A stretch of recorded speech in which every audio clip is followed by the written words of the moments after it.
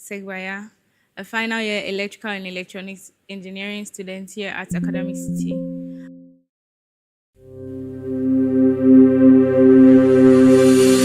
It is said that Ghanaians and Africans in general like to consume a lot of eggs. But where do we get this eggs from? The poultry. So, upon visits to farms and upon purchasing poultry, I realized that there was always a stage attached to this environment, and I sort of a way to understand what could be leading to this stench. Upon further research, I realized that it was ammonia generated from the urea produced from fecal matter of these poultry beds. For my project, I decided to create an ammonia monitoring system and an automation system to discard of this salt litter. And this is what I did for my final year project. For this project, I used the MQ135 sensor to detect ammonia and also the DHC22 sensor to detect temperature and humidity, which will work hand in hand with the ammonia sensor to help give accurate readings for detection of ammonia. For my system and programming the system, I calibrated the system in such a way that from below 15 parts per million, the sensor gives an output of average readings, and above 25 parts per million, the sensor detects it as hazardous for the health of the chicken. So after reading for an hour of consistent high values, it turns on the motor with discards of the salt litter. This will help balance the ammonia level in the farm area, thereby improving the health of these birds, which would improve the production of healthy eggs and also improve the well-being of the farmer, because the farmer will not have to come in there to discard of the waste himself. But with the automation system, it will automatically discard of the litter.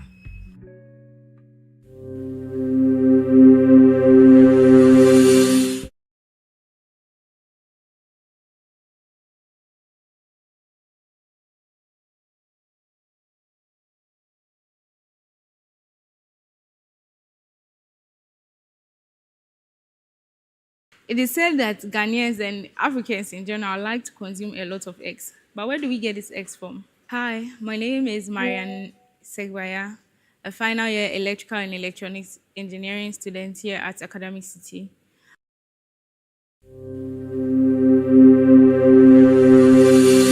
It is said that Ghanaians and Africans in general like to consume a lot of eggs. But where do we get these eggs from? The poultry.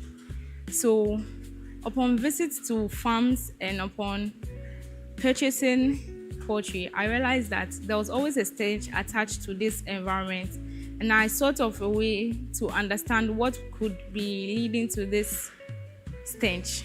Upon further research, I realized that it was ammonia generated from the urea produced from fecal matter of these poultry beds.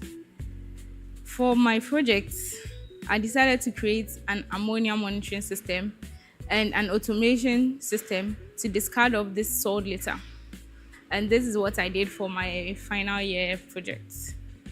For this project, I used the MQ135 sensor to detect ammonia and also the DHC22 sensor to detect temperature and humidity, which will work hand in hand with the ammonia sensor to help give accurate readings for detection of ammonia.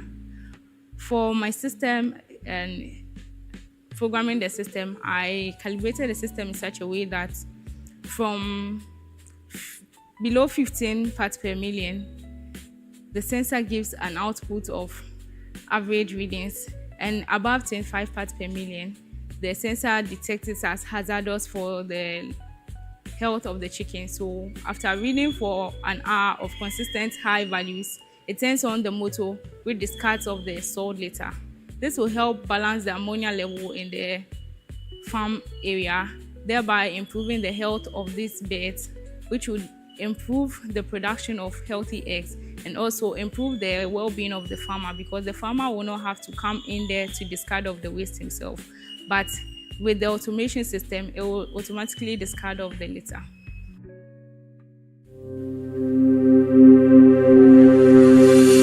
Hi, everyone, and welcome. welcome to Academic City Live series. My name is Chantel, and today we are going to be answering the question every prospective student and parent will eventually ask, which is, what happens after graduation?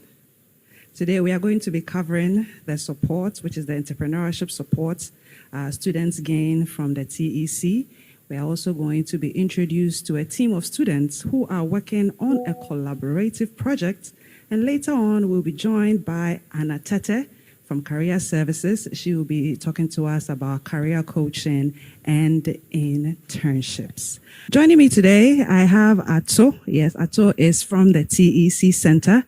We also have two students here who are going to be talking to us about the Ethos Collaborative project between Academic City University and the University of Dayton. So I would like you to introduce yourselves to us, and then we can take it from there. So, Ato, tell us a bit more about yourself. Great. So I'm Ato Olsenapia. I've recently joined Academic City as a director for entrepreneurship and innovation ecosystem. And I'm excited to be here. I go by the nickname Mighty African. What about you? Okay, so Junior Caesar Kowe, robotics here at Academic City, student, please, at Academic City, going fourth year in Ivorian. Hi, my name is Angeles Ortiz Perez. I attend the University of Dayton. I'm majoring in mechanical engineering technology, and I have a minor in automotive systems, and I'm going into my fourth year. Great. So we are going to start with you. Okay. We want us to tell us about the entrepreneurship support at TEC and how you are able to support students who want to build something of their own. Great. So the TEC stands for Tech and Entrepreneurship Center. So within the center, we give support to different students and others, who might engage us around building something innovative. So not just tech, but innovative in general. And also some entrepreneurship support. So on the entrepreneurship side, Academic City is training students to be future ready and to be entrepreneurial. So different students have ideas that they want to work on for businesses, and sometimes in groups, sometimes as individuals. So our doors are open for them to come and see us, so we can talk through what they are trying to work on, and especially ensure that it sees the light of day, it comes to market. And so basically it's some technical backstopping around the ideas they want to work on. And also within the center, we have a few tools that they can also use to build, 3D printers, etc. as well. So that's pretty much what we are doing at the Tech Center. We've worked with a number of students in the past, and we are looking forward to working with a lot more to showcase the abilities and capabilities of ACT students. Okay, so you mentioned that you provide support to the students. So I want to ask, can students start a business whilst they are still studying? Yes. So that's a short answer. Is yes. It depends on what kind of business, and it depends on the kind of customers that you're looking at, how much money you need to really get to an appreciable level as well. I know, even before coming to ACT, that some students have businesses. Since I've been here, I've heard about platforms that are even hosting student ventures as well. So yes, students can start businesses. I think it's just important to understand, what they start, or based on the ideas that they have, the skills that they have, the expertise that they have, the community that surrounds them, and the available market as well. I know for any entrepreneur or any startup, funding is a challenge. So what support in that regard does the TEC Center provide for the students? Okay, so I think when we talk about support for entrepreneurship support, it's not just funding, right? I think a lot of people just think about funding first. I personally think that the most important thing that people who need to start a business is mentorship, not funding. Because in many cases, people might want to start a business with a certain amount of money, But if you receive mentorship, you could understand that if you have a small amount of money, you can start the business, and maybe that small amount of money is in your pocket. So for TEC, we don't currently have the capabilities to give a bunch of funding to people to run their businesses, but we can cover different services and cover different items that they might not need to pay for, which is being able to prototype within the space, consulting hours and things like that. So we are. Across Academic City, there are possibilities to get funding to work on different things. But at TEC, it's not that like, come here for funding. Yes. Now, let's see this in action. I understand that you've got some students who are working on a project, which is the Ethos Collaborative Project. Can you tell us more about that particular project? Okay, so this is a collaborative project that has been started between Academic City and the University of Dayton. So through the years, a number of Dayton students come to Ghana, to work with some of our students. And this year for 2026, there's a FUNIO project that the students are working on. This project is something that has already been started at Academic City. So it's gone through a few iterations of, the machine. And we're really excited that we can build upon something that has already been started and get it to the point where it can come to market more quickly. So that's about what I can share. Okay, thank you for yes, that. yeah. So now we can move to the students who are actually engaged in it. So Angelis, you are from the University of Dayton. Yes. And you are working on the project with students from Academic City. How has the project been like? Like working on a project with the students from Academic City, how has it been like? And also give us a little overview about the project. So coming here, I didn't know what Fonio was. And once we were introduced to it, the students we were kind of working on it already, like online. And there was like a prototype of the machine that we were going to do. And then after doing just some research and all that, I ended up finding out, I think being able to kind of put in some of kind of like our knowledge or expertise, like from another like outside culture into this culture, to kind of see, okay, so like back home I see much like this, okay, so maybe this could help it out. I don't know, it's kind of really refreshing, and especially just like how nice like it's been. Like I really like doing hands-on work as a mechanical engineer, and I really enjoyed this. So yeah. My brother, how has it been like? You've had students from other universities joining you on a project which you've already begun. So what has your experience been like having different students joining you on a project you've already started? How has the experience been so far?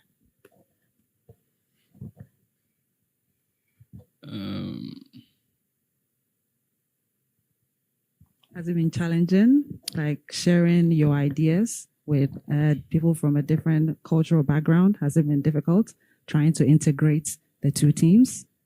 No, not at all. Okay. The thing is, I already know the members that are from Academic City here, and we were working closely together. And when we integrated the Dayton student in, it was kind of fun actually, because at first we had to make sure they know their way around the campus, and then how we can try not to miscommunicate, because most of us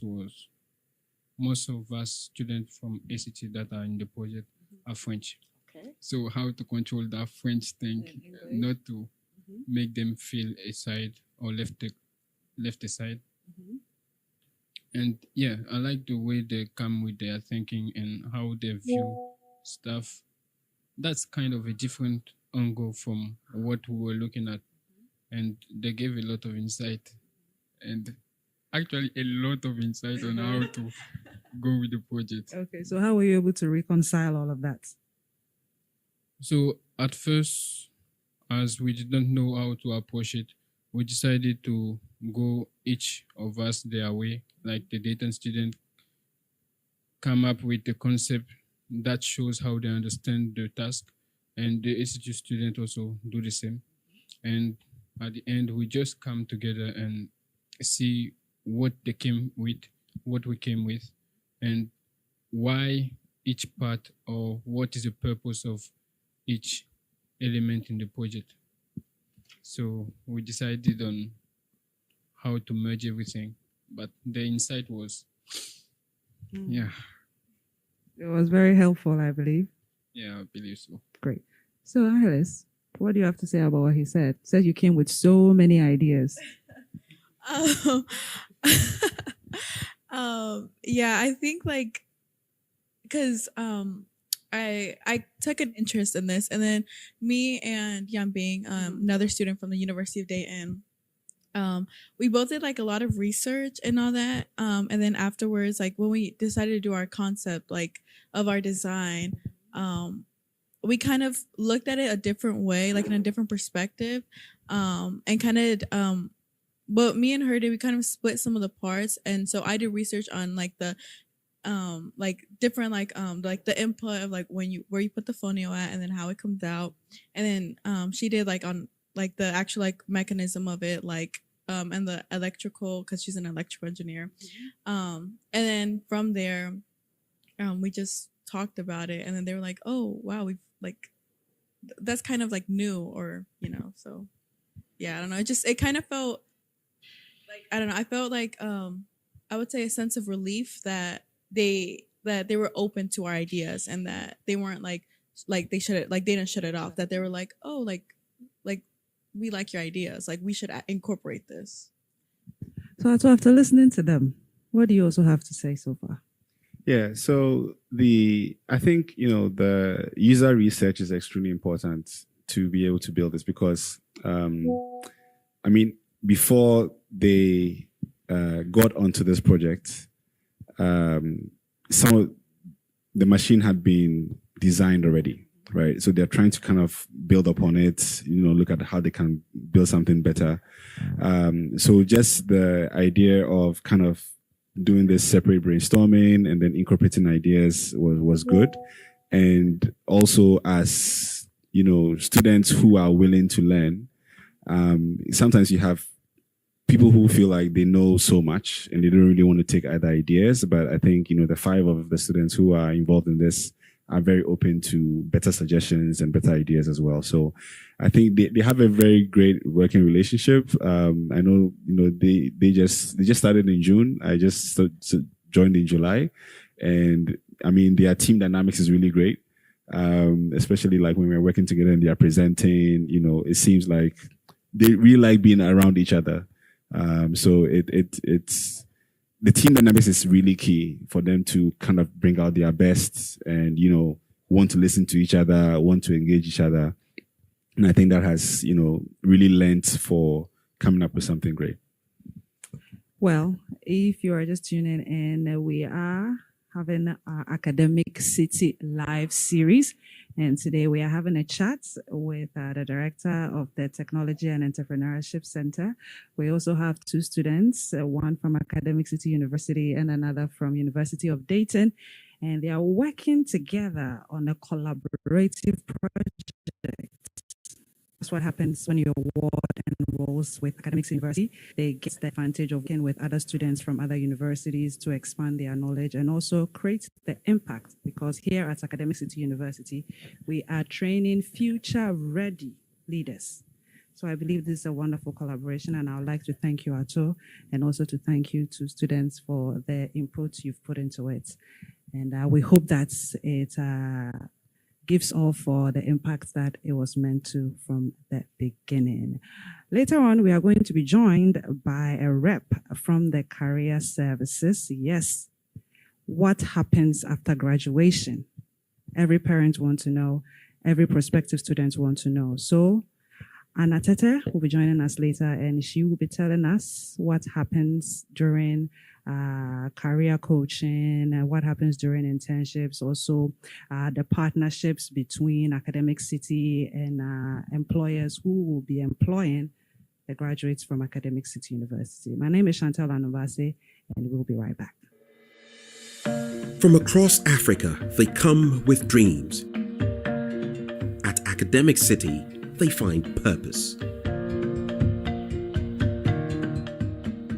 Studying biomedical engineering has opened my mind to a world of innovation.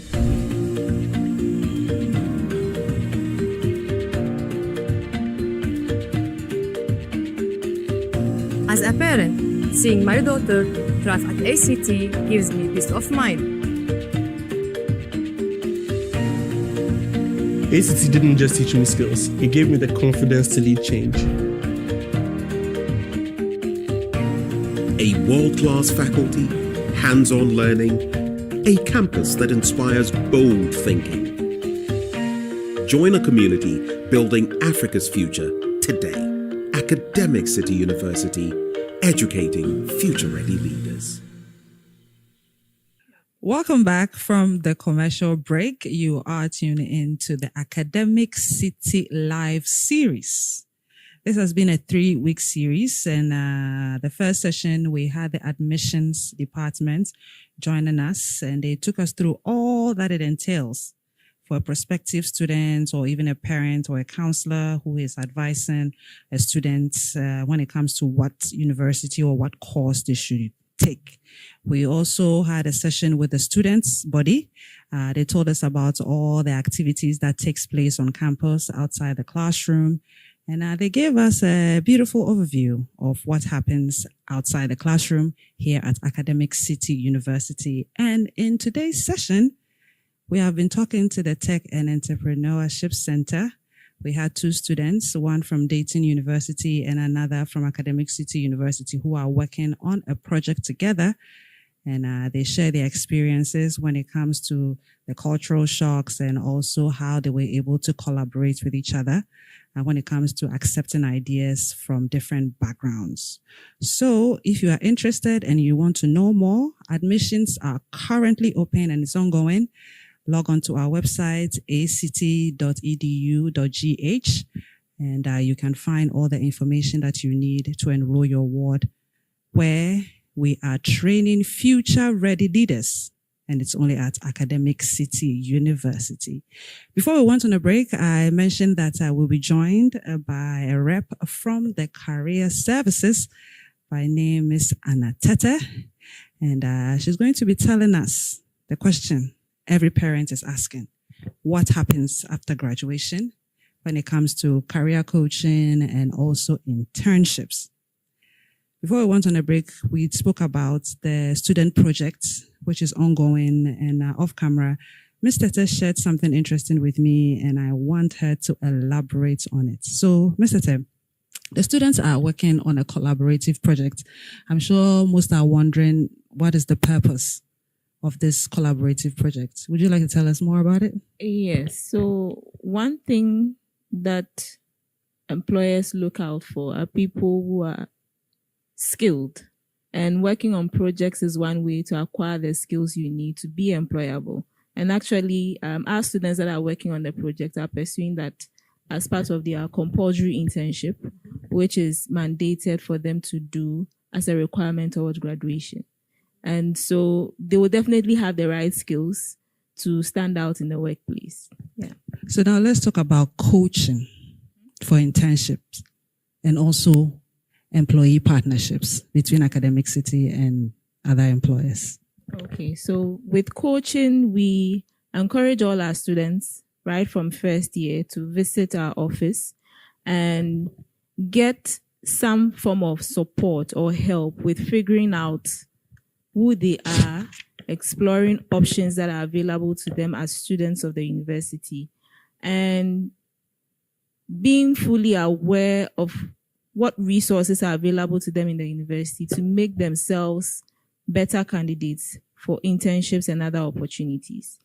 When it comes to our employer partners, we have run a series of career fairs which allow us to host our employer partners who have the privilege of engaging with our students. The students get to pitch themselves and their skills to them towards securing an internship. At the moment, we have over say close to 20 official partnerships, with many more of them unofficial. And our very last or recent career fair, we had about 62 employers visiting campus to interact with our students. Outside of that, we occasionally would invite employers to serve as guest speakers for some of our workshops. And we also invite them to host career roundtables where they expose their companies and their talented staff to the students, so that the students have an insight of what it would require to work in those organizations, the trends in the industry, and know what they can do where they are at to prepare themselves for when they graduate to take up opportunities in those companies.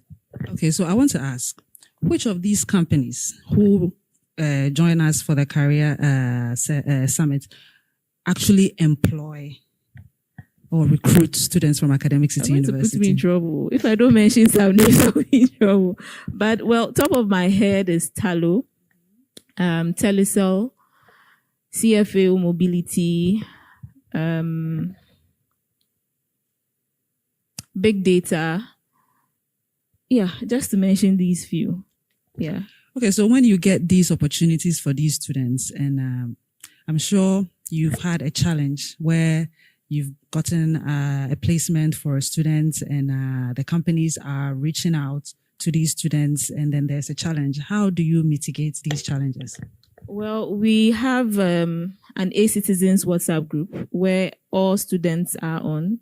So sometimes that's our first approach to find out whether they are active online. I mean, the generation we have, they are first reachable either via Snap or WhatsApp before even a phone call. So if we have those challenges, that's what we do.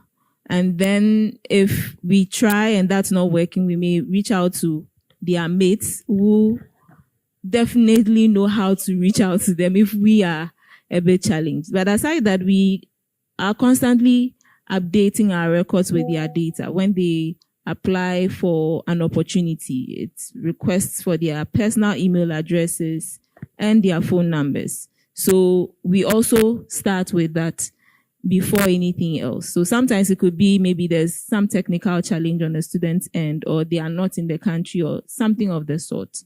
But we are always able to reach them eventually.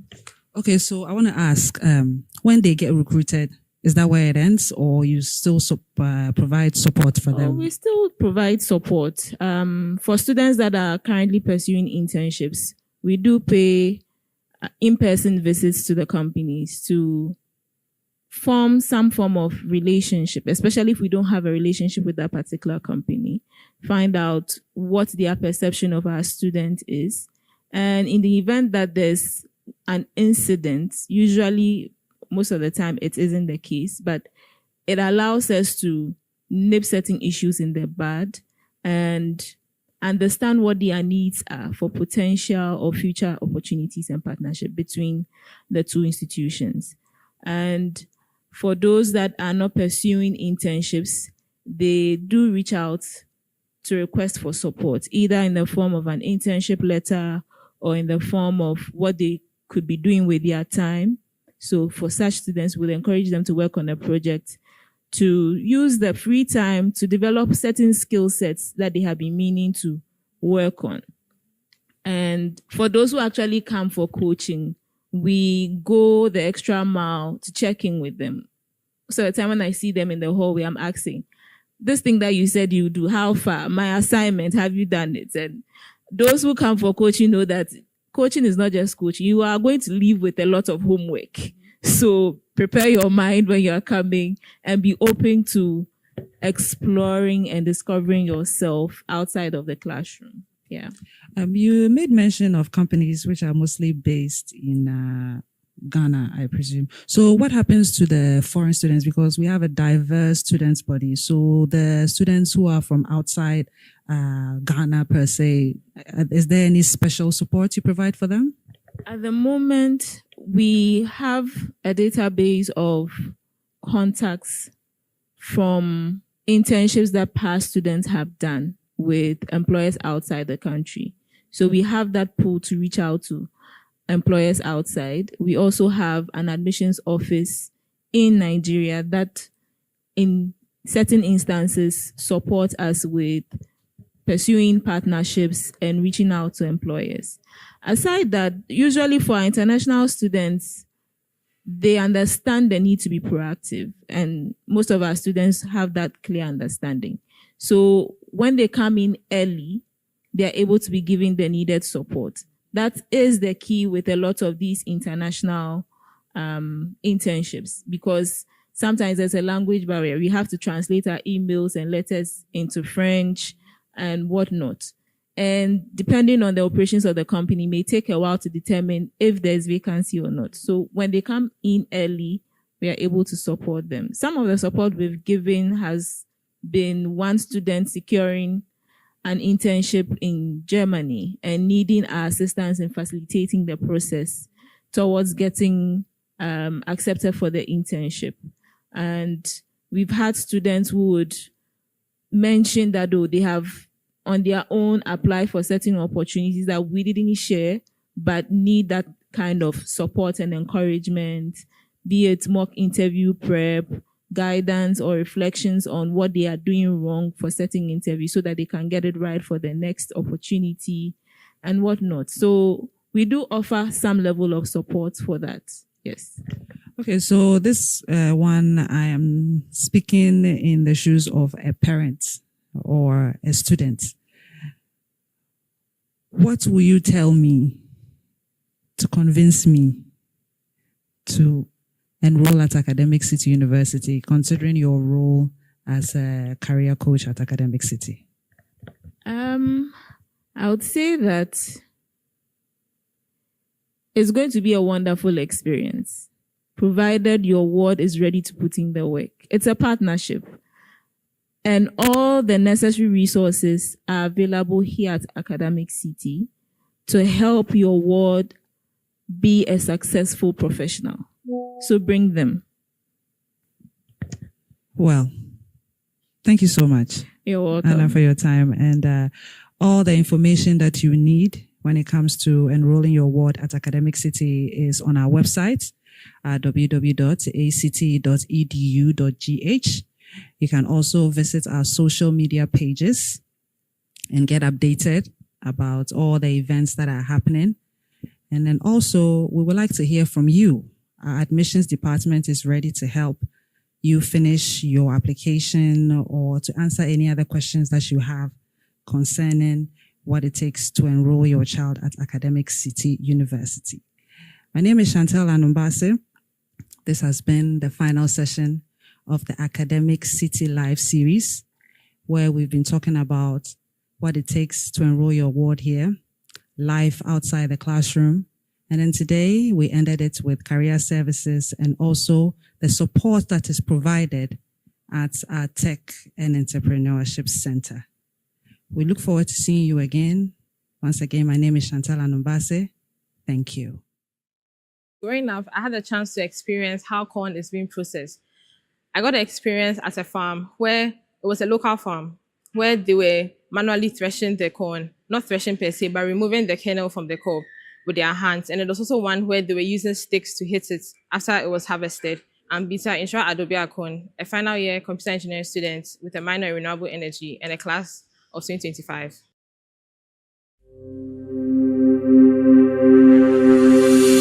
The thresher machine went through a whole design process stage. I first had to draw the outline, how I wanted it to look like, because it was going to be more of a small scale design. So after I had done the drawing, I moved it to SolidWorks to have a better view, a 3D model. Then I was able to get some of the materials around the local stores, and the machine was built here. So for the electrical parts, we had some components like the proximity sensor, the IR sensor, we had the servo motor, we had the weight sensor, the LCD screen, and push buttons. So I'm going to go through the whole rundown of how each component serves in the machine. So first, the LCD screen displays the whole process of the threshing machine. The push button helps in putting in the weight. So you first set your weight before the whole process starts. So we are going to go with 5 kg. So you put in 5, then the proximity sensor senses the corn and turns on the AC motor. The AC motor then runs for the threshing process to go on till the cut-off weight has been set or has been reached. Then there's a servo motor with a shutter which closes so that corn doesn't move in to disrupt the weight that has been gotten. Yeah. So with this particular machine, it's better and more efficient than the one in the market, because for the one in the market, it's just the machine that brings out the kernel and it spreads around. Then the farmer has to now collect it and put it in the bag, then weigh it. And in the process of weighing, they have to now scoop some off to get like the required weight that they want. But for this particular machine, if you want to do 5 kg for like a whole process, you're able to set the weight sensor to 5. Then it's going to go through that process and only thresh 5 kg. So you're able to bag it and sell it. So with this particular project, it's able to give you an accurate weight, because the initial one, you have to manually put it on the scale and now scoop till you get to the desired weight. But for this particular one, I was able to calibrate the weight sensor. So the bucket that is on it doesn't weigh anything because I've already calibrated it with the bucket. So when the corn settles, it's able to now generate the actual weight for the corn. So it's more efficient than the one in the market. The recommendations that I came up with throughout the process was to get it to be solar powered and to add a grinding machine to it. So with the solar power system, since it's going to be on the farmland and then the sun is going to be out, we're going to set a solar panel which is going to give energy to the thresher to be able to help with the whole process. Then for the grinder, we are going to add the grinder to the outlet of the cob. So where the cob comes out from, there's going to be a grinder which is going to grind the cob into granulated forms, which can be used for animal feed or for beddings for the animals on the farmland.